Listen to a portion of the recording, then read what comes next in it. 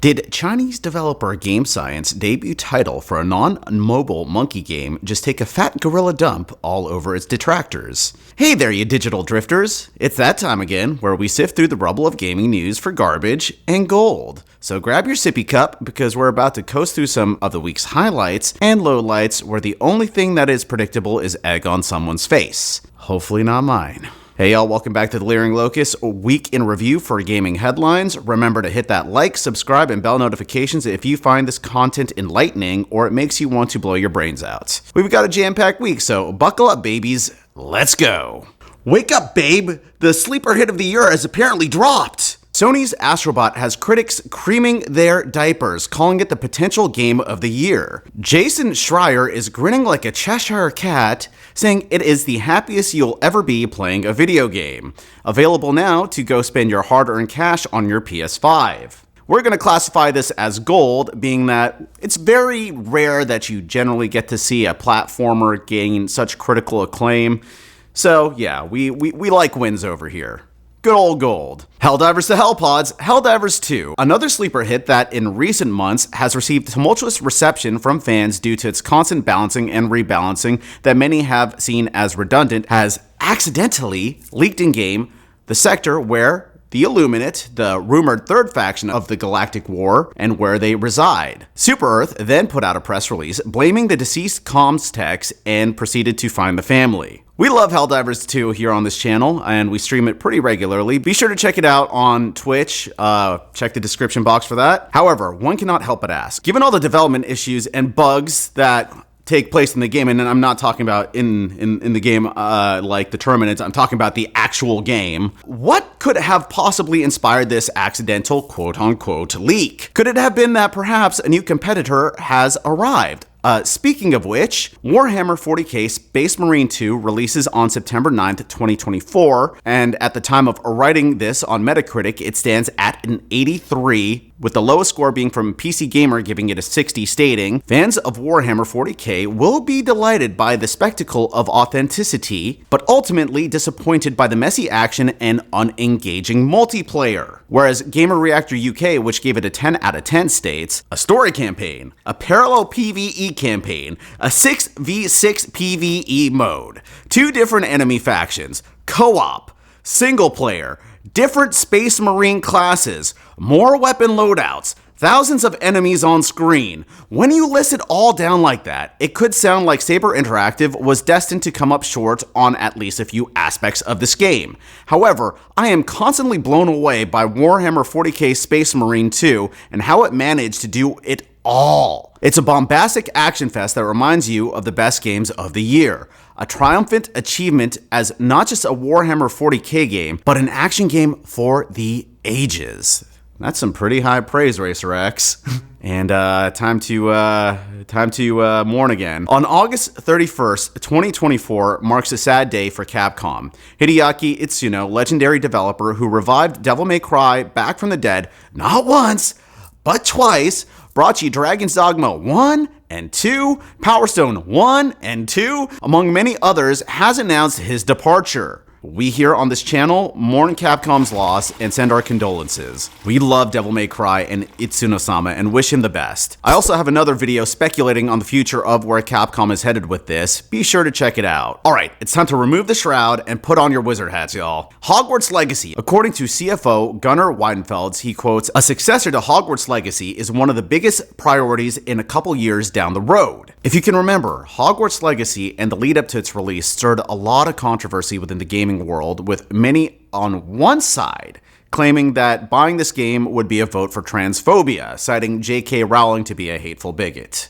Well, apparently, that whole fight found a completely different battleground. Concord, Sony's latest foray into live action service games, isn't so live anymore. 8 years of development, and within 2 weeks of being released, will be taken down and buried next to whatever other aborted fetus skeletal remains Sony has in its backyard. What is notable is Concord was seen as the paragon of what developers perceive what modern audiences want. With faux Guardians of the Galaxy aesthetics, characters that range from plus size to transgender, this was the game that Sony was hoping would take the mantle from Overwatch. 8 years of development is usually not a very good sign and could have indicated some trouble in paradise during the process. It's been reported Lisa Brown, one of the developers of the legendary flop, apparently forced everyone at the company to call her Professor, and would regularly have meetings with catchphrases such as learning with the professor.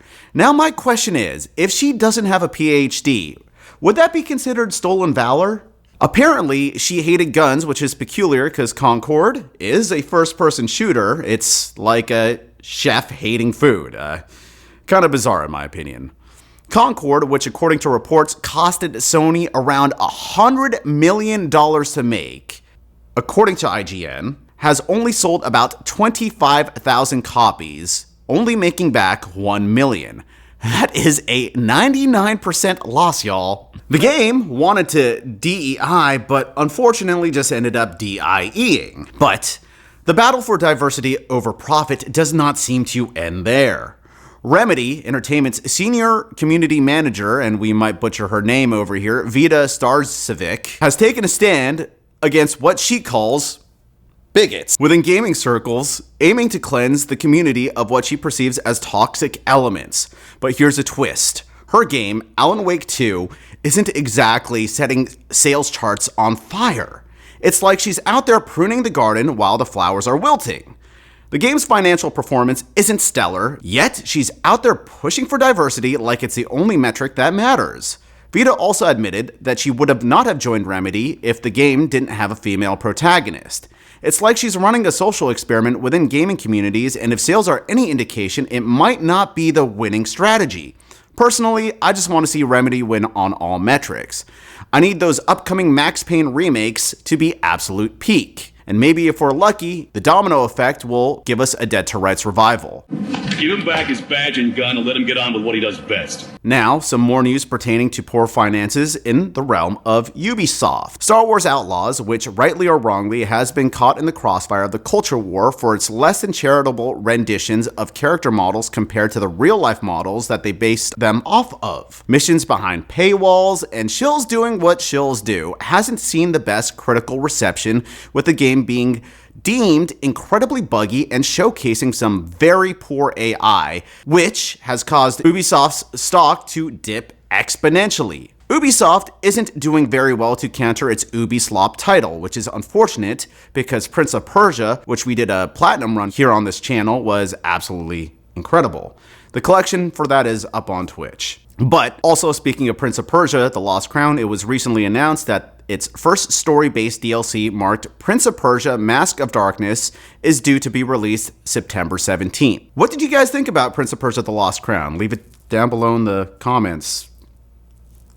Be nice. Now, on the other side of the financial spectrum, we've got some very good news. According to Bloomberg, you have Game Science's Black Myth Wukong, which has sold 18 million copies in the first 2 weeks, making it one of the fastest-selling games of all time. That's an estimated $700 million in revenue. And it sounds like we might be getting some DLC with all of that. I made a video about Wukong and what it stands for in the current culture war taking place in gaming. Be sure to check it out. Sounds like we're journeying into the East to witness the birth of a legendary studio. In other Sony news, Sony CFO Hiroki Totoki says Sony doesn't have enough original IPs. He states, whether it's games, films, anime, we don't have much IPs that we've fostered from the beginning. That's quite an ambitious statement coming from a company that may have the most original IPs. Could this signal a new direction in the realm of Sony? But in terms of classic Sony, the company has teased the feeling of the PS5 Pro design in their Instagram story celebrating the 30th anniversary of PlayStation. Hoo boy, exciting. In more wholesome, lighthearted news,